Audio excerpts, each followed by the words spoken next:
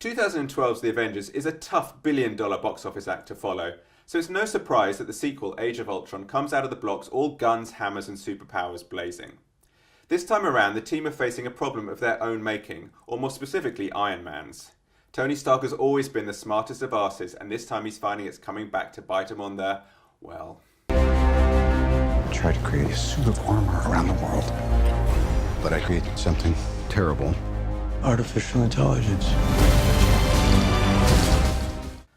Ultron himself is a supercomputer-cum-robot who is designed to look after the planet, but in a retread of everything from the biblical flood to the day the Earth stood still, he comes to the conclusion that frankly the Earth might be better off without us. Now personally, I prefer getting all boo-hissy about evil baddies who are clearly monsters, rather than a sardonic robot who might just have a point. Either way, it's time for our motley crew of leather and lycra-clad lovelies to suit up and get on with the job. Except that they all have to bicker and disagree about everything all over again. Haven't we been through this in the first film? It's always a joy to see them all in action, and nobody does spectacularly choreographed epic battle scenes like Joss Whedon.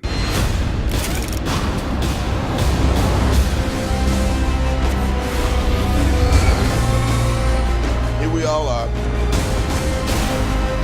with nothing but our wit and our will to save the world. So stand and fight. Except we have to take a snoozesome detour first into the Hulk's inner angst, and another one takes us off to visit Hawkeye's home life. I'm sorry, no matter how hard you try, you're never going to really interest me in Hawkeye at home or at play. Sorry. Unfortunately, both of these subplots lead to a bit of a superpowered sag in the middle of the film. Once we get back on track in the final hour, however, it's a relentlessly thrilling, explosive romp.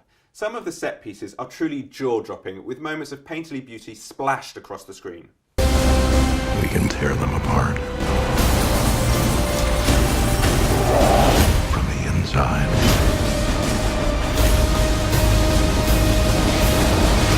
That's the best you can do! New additions Aaron Taylor-Johnson and Elizabeth Olsen provide a welcome shot of punchy youthful energy and surprising emotional depth as Scarlet Witch and Quicksilver, and they have some pretty kick-ass powers too. It all rounds out with a wonderfully epic finale and the big reveal of another major character. This, however, feeds into the major Marvel Universe story of the Infinity Stones that we last saw in Guardians of the Galaxy. You had to ask.